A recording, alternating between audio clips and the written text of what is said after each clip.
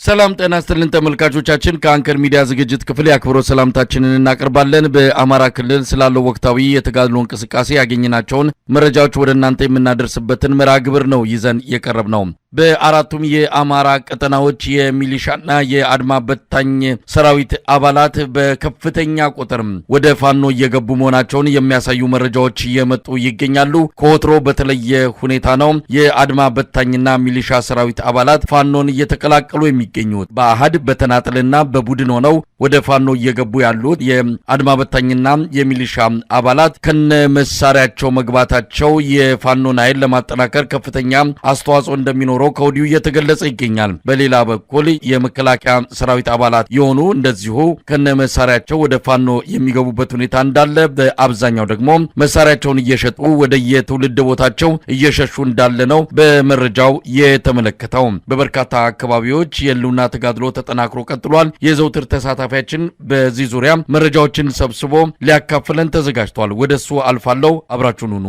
አመሰግናለሁ መሳይ። የኢትዮጵያ ኢኮኖሚ ከዕለት ወደ ዕለት በጣም ወደ ታች እየወረደ በመምጣቱ ለአብይ አህመድ ወታደር ብቻ ስራ ዕድል እንዲፈጠርለት በማድረግ በበርካታ ወታደራዊ ማሰልጠኛዎች ላይ የደሃ ልጆችን በቀላሉ ማግኘት በመቻሉ ከተለያዩ ወታደራዊ ማሰልጠኛዎች ላይ 2 ሳምንትና 3 ሳምንት ወታደራዊ ስልጠና እየሰጠ ወደ አማራ ክልል እየላከ በጣም ለውትድርና ያልደረሱ የ15 እና የ14 ዓመት ልጆች በዛሬው ዕለት ከብር ሸለቆ ወታደራዊ ማሰልጠኛ ሰልጥነው በመውጣት ወደ ተለያዩ የአማራ ክልል ከተሞች ሂደዋል። እንግዲህ ከ10 እና ከ15 ቀን በኋላ ደግሞ እነዚህ ልጆች ተማርከው በፋኖ እጅ ተይዘው ወይም ሙተው እንደምናይ ምንም ጥርጥር የለውም። ይህንንም ያልኩበት ዋነኛ ምክንያት በበርካታ የፋኖ ግዛቶች ላይ ፋኖ ጠንካራ ይዞታ ብሎ በያዛቸው አካባቢዎች ላይ የመከላከያ ኃይሉ በጣም በተደጋጋሚ ጊዜ ለማጥቃትና የተነጠቀውን ቦታ መልሶ ለመያዝ ከፍተኛ ወታደር አሰማርቶ ጥቃት እየሰነዘረ ቢገኝም ተመቶ እየተመለሰ ነው። በዛሬው ዕለት እንኳን የአማራ ፋኖ ብሔራዊ ኃይልና የአማራ ፋኖ ህዝባዊ ድርጅት በጋራ በምዕራብ ጎንደር ቋራ ወረዳ በአገዛዙ ጦር ላይ ተቀናጅተው የከፈቱት ውጊያ ዛሬም ለ5ኛ ቀናት ተጠናክሮ የቀጠለ ሲሆን በተለይ ደግሞ ደለጎ ዙሪያ ሳሊያ ወይንም የቴዎድሮስ ከተማ ትባላለች እቺ ሳሊያ፣ ወበልጌና መገንጠያ በተባሉ ቦታዎች ላይ በከባድ መሳሪያ የታገዘ ከፍተኛ ውጊያ ሲደረጉላል። ዛሬ አነጋግ ጠዋቱ 12 ሰዓት ጀምሮ አንተና እኔ እየተነጋገርን ባለንበት ሰዓት ከፍተኛ ውጊያ እየተደረገና በእነዚህ በጠቀስኩልህ 2 እና 3 ቦታዎች ላይ የፋኖ ኃይሎች ምሽጎችን በመስበር ከተሞችን መቆጣጠር መቻላቸውንና በዚህ በተደረገው ውጊያ ከ60 በላይ የአገዛዙ ጦር ሲገደሉ 48ቱን ማቁሰል መቻላቸውን አስታውቀዋል። በተደረገው ውጊያም እንዲሁ የቡድን መሳሪያ ስናይፐሮችን፣ ብሬኖችን ጨምሮ ድሽቃዎችን በቁጥጥራቸው ስር እንዳረጉና በርካታ የነፍስ ወከፍ መሳሪያ እና በርካታ ምርኮኛ በእጃቸው ማስገባታቸውና በሳሊያ ከተማ የፋኖ ኃይሎች እንዲሁም ወበልጌና መገንጠያ በተባለው ቦታ ላይ በአብዛኛው የፋኖ ኃይሎች ተቆጣጥረውት እንደሚገኙና ውጊያውም እስካሁን ድረስ ያልተጠናቀቀ መሆኑን ነው ማረጋገጥ የቻልነው። ውጊያው ተስፋፍቶ መቀጠሉን ተከትሎ በአካባቢው የመንግስት ኃይል የስልክና የኢንተርኔት አገልግሎትን ማቋረጡን መረጃዎች ደርሰውናል። በተደረገው ከባድ ውጊያ በተለይ ከገለጎ ከተማና ከአንዳንድ ተራራማ ቦታዎች በስተቀር የአገዛዙ ጦር አካባቢዎችን በሙሉ መልቀቁን ተሸንፎ መልቀቁንና ወደ አንድ ማዕከል እየተሰባሰበ እንደሆነ መረጃዎች ያመላክታሉ። በሌላ ዜና በተመሳሳይ መረጃ በማዕከላዊ ጎንደር አለፋ ወረዳ ከሻውራ ከተማ ተነስቶ አጸደ ማርያም የምትባለውን በቅርብ ርቀት የምትገኝ ከተማን ለማጥቃት ከሻውራ እና ከደልጊ ከተማ የሄደ የአገዛዙ ጦር አሁንም ተመቶ በርካታ ቁጥሩን ሙትና ቁስለኛ በማድረግ ተመልሶ ወደ ደልጊና ወደ ሻውራ መሸሸት መቻሉንና የአጸደ ማርያም ከተማ በዛሬው ዕለት በፋኖ ቁጥጥር ስር ውስጥ እንደምትገኝ እንዲሁም ድኩል አርባ የተባለችውን ከተማም ቆርጦ ከደልጊ ከተማ ለማገዝ ወደ አጸደ ማርያም ሲንቀሳቀስ የነበረውን ድኩል አርባ ከተማ ላይ መጥቶ እንደመለሰው መረጃዎች ይጠቁማሉ። በተያያዘ ዜና እንዲሁም በጎንደር በበርካታ አካባቢዎች ዛሬ ከጠዋቱ ጀምሮ ከባድ ውጊያ የተቀሰቀሰ ሲሆን በተለይ ከጎንደር ከተማ በቅርብ ርቀት የምትገኘው ማክሰኝት ከተማ እንዲሁም አምባ ጊዮርጊስና አዲስ ዘመን ከተማ ላይ የፋኖ ኃይሎች ከበድ ያለ ውጊያ መክፈታቸው ታውቋል። በከተሞች መሽጎ የነበረው ኃይልም ተጠቅቶ ከፍተኛ ጉዳት እንደደረሰበት ለማወቅ ተችሏል። በተለይ ከጎንደር ከተማ 40 ኪሎ ሜትር ርቀት ላይ የምትገኘው የማክሰኝት ከተማ ሙሉ በሙሉ በፋኖ ቁጥጥር ስር እንደገባች ታውቋል። በተደረገው ውጊያም ከ20 በላይ የአገዛዙ ጦር መደምሰሱንና የአማራ ፋኖ ብሔራዊ ኃይልና ጎንደር ጠቅላይ ግዛት ህዝብ በጋራ ጥቃቱን በመፈጸም ከተማዋን ሲቆጣጠሩ ከባህር ዳር ጎንደር መንገድ መዘጋቱን ለማወቅ ተችሏል። በሶስት አቅጣጫ የአማራ ፋኖ ብሔራዊ ኃይል በላይ ዘለቀ ዕዝ ጥቁር አንበሳ ክፍለ ጦር፣ የአፋድ ወይም የአማራ ፋኖ ህዝባዊ ድርጅት ጎንደር ጠቅላይ ግዛት ዕዝ አጼዎቹ ክፍለ ጦር በከተማዋ ዙሪያ አጥቅተው በጋራ ከተማዋን መቆጣጠራቸውን ለማወቅ ተችሏል። በከተማዋ ሲገቡ የፋኖ ቤተሰብ ናቸው ተብሎ ታስረው የነበሩ በርካታ ቁጥር ያላቸው የፋኖ ቤተሰብና ደጋፊዎች የተባሉትን በፖሊስ ጣቢያው በመግባት ማስፈታታቸውን አያይዘው ገልጸዋል። በዚሁ አካባቢ በበለሳ እንዲሁም በማዕከላዊ ጎንደር በለሳ ወረዳ ከፍተኛ ውጊያ እየተደረገ ሲሆን ከእብናት እገዛ ለመስጠት ወደ አዲስ ዘመን ሲመጣ በነበረው የአገዛዙ ጦር ላይ የአጼ ኢያሱ ክፍለ ጦር አግዶ እገዛ እንዳይሰጥ ማድረጉንና ሊያግዝ የመጣውን ኃይል ሙሉ ቀን ገጥሮት እንደዋለ መረጃዎች ያመላክታሉ። በተያያዘ በአዲስ ዘመን ከተማ የሚገኘው ጦር እየተመታ እንደሚገኝና ሊያግዘው የመጣው ከተለያየ አካባቢ በተለይ ከእብናት ከተማ ለማገዝ የመጣው ኃይል ተመቶ መመለሱንና በአዲስ ዘመን ከተማ ዙሪያ ከፍተኛ ውጊያ እየተደረገ እንደሆነና በዚሁ ቀጠና በዳግማዊ ቴዎድሮስ ኮር 5 አካል የሆነችው ጎንደሬ በጋሻውና ጥቁር አንበሳ ክፍለ ጦሮች በውጊያው መሳተፋቸውን አያይዘው ገልጸዋል። እንዲሁም በምዕራብ በለሳ አብዬና ድርቃ ልደታ በተባሉ ቦታዎች ላይ ምሽጎችን በመስበር በርካታ የሰራዊት አባላት መደምሰሳቸውንና አሁን የአርባያ ከተማ በከበባ ውስጥ መግባቷ ለማወቅ ተችሏል። በትናንትናው ዕለት በጓላና ሊሊ በተባሉ ቦታዎች ላይ ከፍተኛ ውጊያ ከተደረገ በኋላ አሁን የፋኖ ኃይሎች በበለሳ አካባቢ አባያና ድርቃ በተባለው ቦታ ላይ ማጥቃታቸውን ሰንዝረው የምዕራብ በለሳ ዋና ከተማ አርባያን ለመቆጣጠር ወደ ጫፍ መድረሳቸውን አያይዘው ጠቅሰዋል። ይሄ ሁሉ ድል የተገኘው በጎንደር በተለይ በዚህ 3 ቀናት ውስጥ ከፍተኛ ማጥቃት የፈጸሙበት ዋነኛው ምክንያት ጎንደሬዎቹ ሁለት የፋኖ ኃይሎች አንድነታቸውን ካበሰሩበት በኋላ መሆኑን አንድነት ምን ያህል ከፍተኛ ጉልበት ሊሆን እንደሚችል ማሳያ ነው ሲሉ የዓይን እማኞች ገልጸዋል። በዚሁ በተያያዘ ዜና የአባናደው ወይም ዘመቻ አባናደው ተብሎ ሲጠቀስ የነበረው ወሎ የተደረገው ዘመቻ ከተጠናቀቀ በኋላ አሁን ደግሞ በተለየ ሁኔታ የአገዛዙ ጦር እየፈረሰ የፋኖ ኃይሎችን እየተቀላቀለ መሆኑን መረጃዎች ይጠቁማሉ። በተለይ ዛሬ ጠዋት ከወገል ጤና፣ ከመርሳ፣ ከመካነ ሰላም፣ ከውጫሌ በመክዳት የልጅ ኢያሱ ራስ አሊ ኮር የጽናት ክፍለ ጦርና የደጋው መብረቅ ክፍለ ጦር አባላትን የተቀላቀሉት ቁጥር 26 መድረሱን አስታውቀዋል። ይህን ተከትሎ የአገዛዙ ጦር በዋርላ ድላንታ ግንባር ተነስቶ ወደ ዳውንትና ፀሐይ መውጫ ለመቆጣጠር ሞክሮ የነበረ ቢሆንም ተመቶ ወደ መጣበት እንዲመለስ ማድረጋቸውን አያይዘው ጠቅሰዋል። ይህ በእንዲህ እንዳለ በሸዋ ግንባር መራቤቴ ቀጠና በተደረገው ውጊያ የአገዛዙ ጥምር ጦር እየፈረሰ መሆኑ ተገለጸ።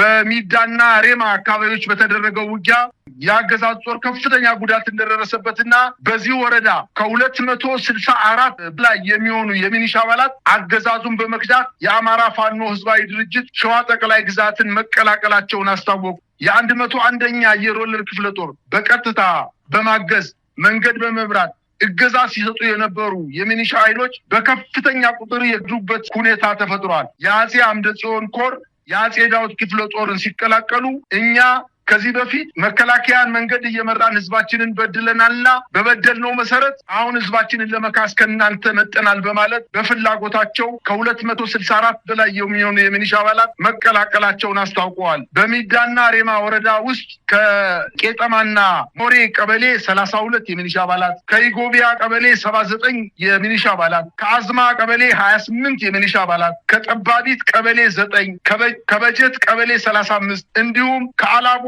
ቢራባ ቀበሌ 81 በድምሩ 264 የሚኒሻ አባላት የፋኖ ኃይሎችን መቀላቀላቸውን አስታውቀዋል። ይህ ሁሉ ግፍ እያየን እየሰማን መከላከያ ተብለን ልንጠራም አይገባም በማለት ባለፉት ጥቂት ቀናት ብቻ 46 ክላሽ፣ 4 ጄሌ፣ 11350 የክላሽ ተተኳሾችና 90 ኤፍ1 ቦምቦችን በመያዝ ከ50 በላይ የመከላከያ ሰራዊት አባላት ምስራቅ አማራ ኮር 2ን ካላኮርማ ክፍለ ጦርን መቀላቀላቸውን አስታውቀዋል። ይሄ የሆነበት ዋነኛ ምክንያት የመከላከያ ሰራዊቱ በአማራ ክልል ጡት የቆረጠበትና ሲቪሊያንንና የቆሰሉ የመከላከያ የአድማ በተና የቆሰሉ የፋኖ ኃይሎችን በሆስፒታል አውጥቶ ከገደለ በኋላ የመከላከያ አባላትን ሀፍረት ውስጥ መግባታቸውና በመከላከያ ስም ለመጠራት ከፍተኛ መሸማቀቅ ውስጥ እንደተፈጠረባቸውና በተለይ ደግሞ የሚኒሻና የአድማ በተና ኃይሎች በመከላከያ ጫና በጠንካራ ውጊያ ውስጥ ፊት ለፊት እንዲገቡ በማድረግ ከፍተኛ ጉዳት የደረሰባቸው እንደሆነ በማወቃቸው በቡድን በመሆን በተለየ ሁኔታ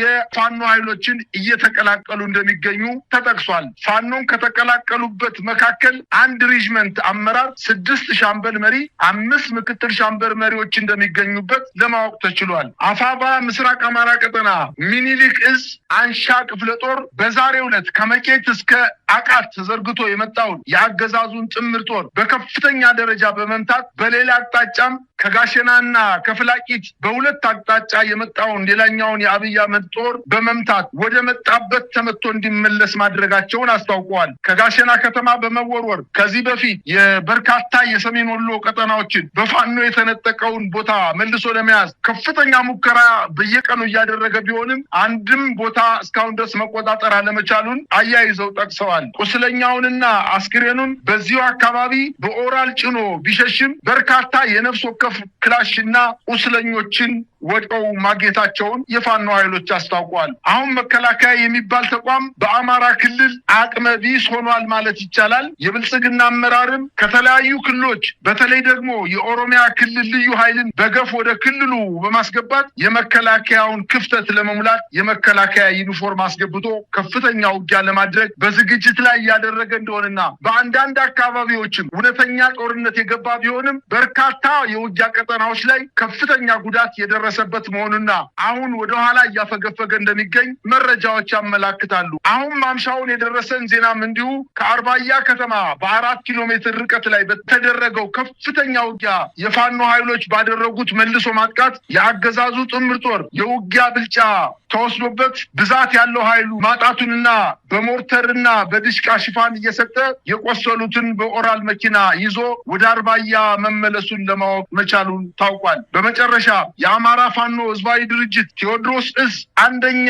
ክፍለ ጦር ኮሎኔል ታደሰ ሙሉነ ብርጌድ በመራዊ ከተማ ላይ ጥቃት በመፈጸም 5 የአገዛዙን ጦር በመግደልና 7ቱን በማቁሰል 5 የጦር መሳሪያ በመያዝ የከተማ ድንገተኛ ጥቃት ፈጽመው በሰራዊቱ ላይ ከፍተኛ ጉዳት አድርሰው ከከተማው እንደወጡ ለማወቅ ተችሏል። በሌላ አቅጣጫም እንዲሁ ከመራዊ ከተማ ተነስቶ ወደ አጣሪ በተባለች ወታደራዊ ምሽግ ላይ በኦራል ተሽከርካሪ ሲጓዝ በነበረ የአገዛዙ ጦር ላይ የደፈጣ ጥቃት ተፈጽሞ 2 የመከላከያ ሰራዊት አባላትን በመግደል 7 በማቁሰል እነዚህን የቆሰሉትና የሞቱትን መሳሪያዎች በመማረክ የፋኖ ኃይሎች በአገዛዙ ጦር ላይ ጉዳት እንዳደረሱ መረጃዎች ያመላክታሉ። በሌላ ዜና በአማራ ክልል በተለያዩ አካባቢዎች በጣም ጠንካራና ለረጅም ወራት ስልጠና በመስጠት ወታደሮችን እያስመረቁ እንደሆነና የአማራ ፋኖ ህዝባዊ ድርጅት ምስራቅ አማራ ቀጠና ሚኒሊክ እዝ የደረጋው መብረቅ ክፍለ ጦር ከ6 ወር በላይ ያሰለጠናቸውን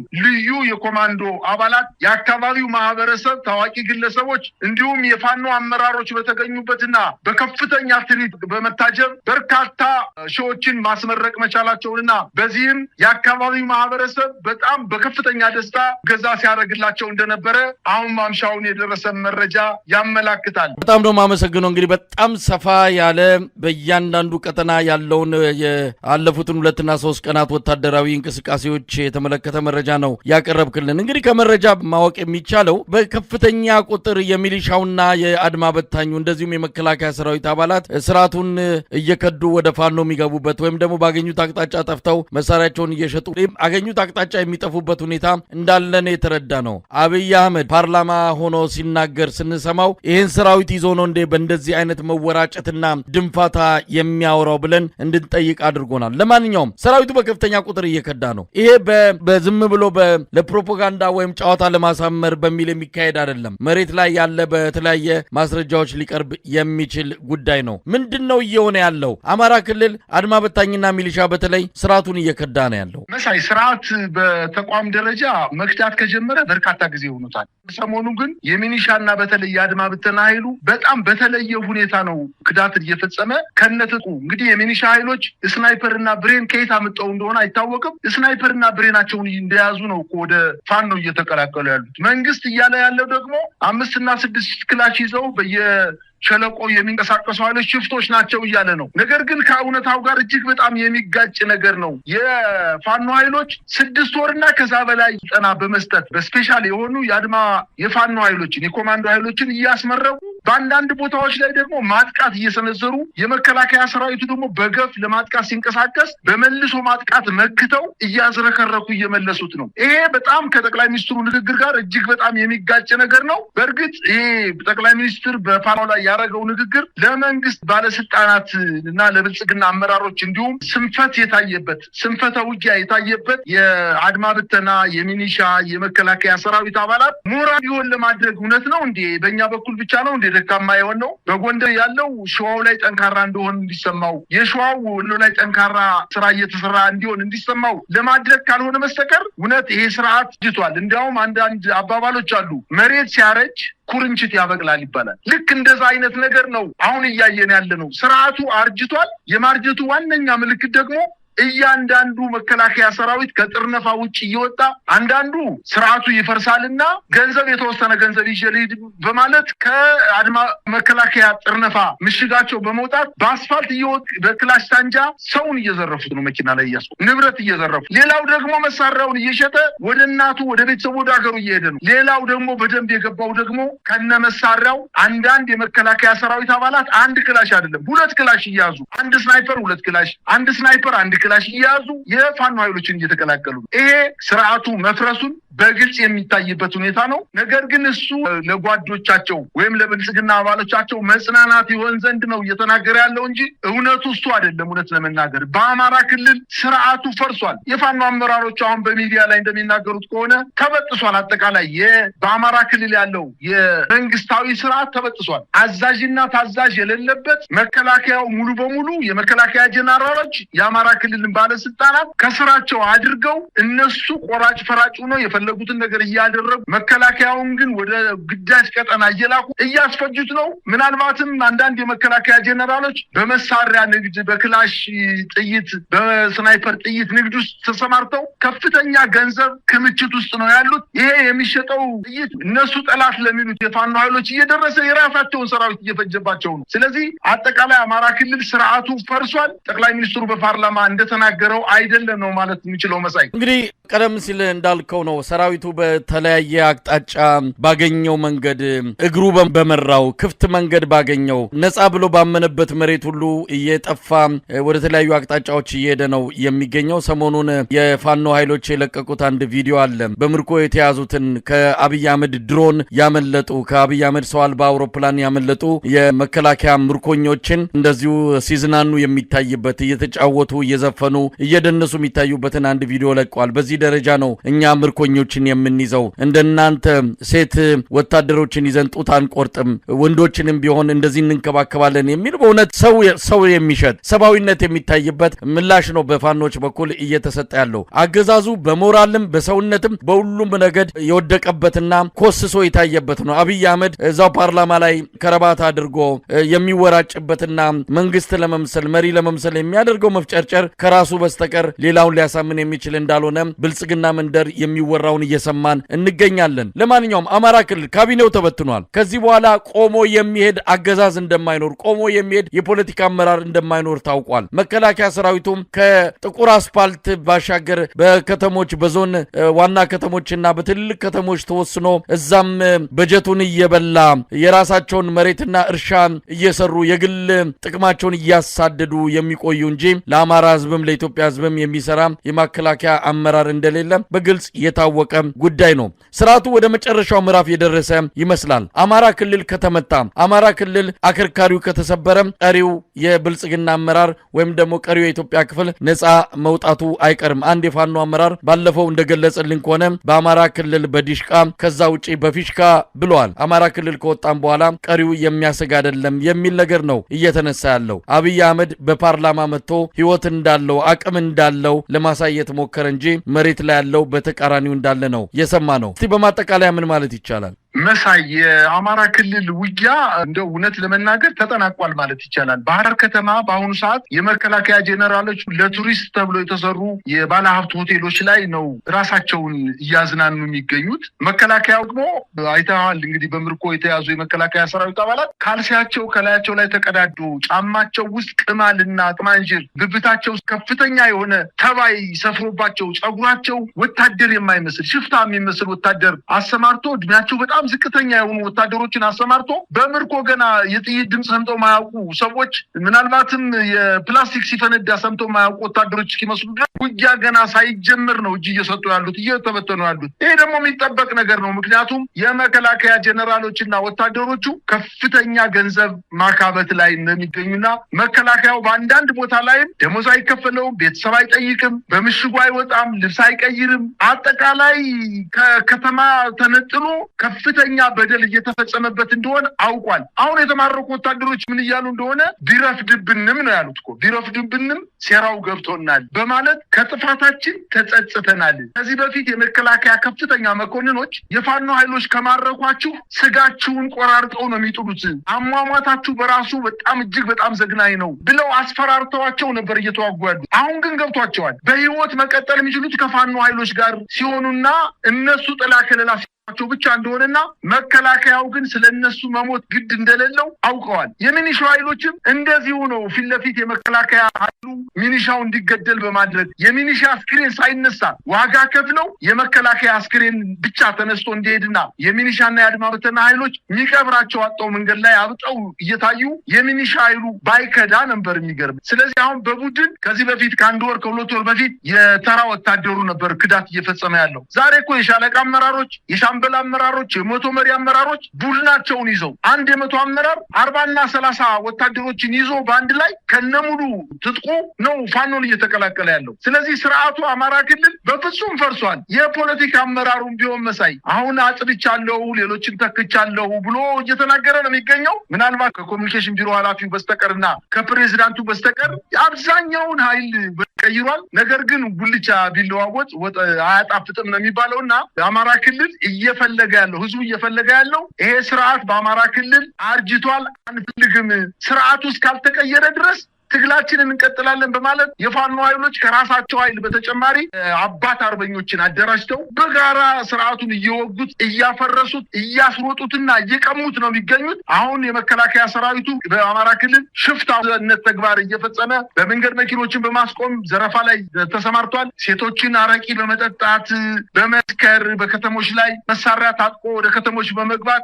ጥይት በመተኮስ ህዝቡን በማስፈራራት ህጻናት ልጃገረድ ሴቶችን ባለትዳር ሴቶችን በግድ ዘረፈ እንደሚገኝና የፋኖ ኃይሎች ደግሞ ከተሞችን በተቆጣጠሩባቸው አካባቢ የመንግስት ተቋማትን ቴሌኮሙኒኬሽንን፣ መብራት ኃይልን፣ ሌሎችንም ተቋማት በኃላፊነት ስሜት ጥበቃ እያደረጉና ህዝቡን በማረጋጋት በሰላም ሰርቶ እንዲኖርና እንዲገባ በማድረግ አሁን ፋኖ በአማራ ክልል የተቆጣጠራቸው ቦታዎች ላይ ፍጹም ሰላማዊ ከተሞች ነው። ህዝቡ ወደ ግብይት ይወጣል በነፃነት። ምናልባት የሚያስፈራ ነገር ቢኖር ድሮን ሲመጣ ብቻ ካልሆነ በስተቀር እግረኛው ወደዛ ቦታ ተንቀሳቅሶ የማሸነፍ ሞራል እንደሌለውና የፋኖ ኃይሎች ግን አሁን ለተጨማሪ ማጥቃት ራሳቸውን እያዘጋጁ ሰራዊትን እያስመረቁ እንደሚገኙ ነው የሚያመላክቱት። በትክክልም በተለይ ሰራዊትን በማሰልጠን ራስን ብቁ በማድረግ ረገድ በአማራ ፋኖ በሁሉም ቀጠናዎች የሚደረገውን እንቅስቃሴ በቅርበት እየተከታተልን ነው። በቅርበት የተለያዩ ዘመቻዎች እንደሚኖሩ እስከዛሬ ከሰማናቸው ካየናቸው ከተደረጉት በላይ ያገዛዙን አከርካሪ የሚሰብሩና ምናልባትም ከአማራ ክልል ብቻ ሳይሆን ብዙዎቹ የኢትዮጵያ አካባቢዎች የአብይ አህመድ አገዛዝ ተነቅሎ ከነ ጭራሹ የሚወገድበት የተለያዩ ዘመቻዎች ሊከፈቱ እንደሚችሉ እየሰማን ያለ ነው። እንግዲህ ያንን ጊዜ እንጠብቃለን። አብይ አህመድ ካለፈው ይልቅ የመጪው ጊዜ እጅግ ፈተና የሆነበት ነው። 3 እና 4 ሽፍታዎች ብሎ በማቃለል የገለጸበትን ይህንን በተመለከተ የአማራ ፋኖ ብሔራዊ ኃይል የሴንትራል ኮማንድ አባል አርበኛ አስረስ ዳምጤ እንደገለጽልን ከሆነ የምትፈራውን በጣም የምትሰጋውን ኃይል ለማሳነስና ለማኮሰስ የሚትድበትን ርቀት ነው አብይ አህመድ ያሳየውና ከማንም በላይ በኢትዮጵያ በግራም በቀኝም ከውጭም ከውስጥም ካሉት ኃይሎች በላይ የሚፈራው ፋኖን ነው። ፋኖ በሙሉ ኃይሉ እየመጣበት ስለሆነ የዛ የስጋቱን የፍራቱን ሁኔታ ነው በፓርላማ ያንጸባረቀው በማለት ገልጾታል። ለማንኛውም መጪው ጊዜ እጅግ ፈተና ነው። ተከታትለን ያለውን ሁሉ ለተመልካቾች የምናቀርብ ይሆናል። በጣም ነው የማመሰግነው። እግዚአብሔር ይስጥልኝ።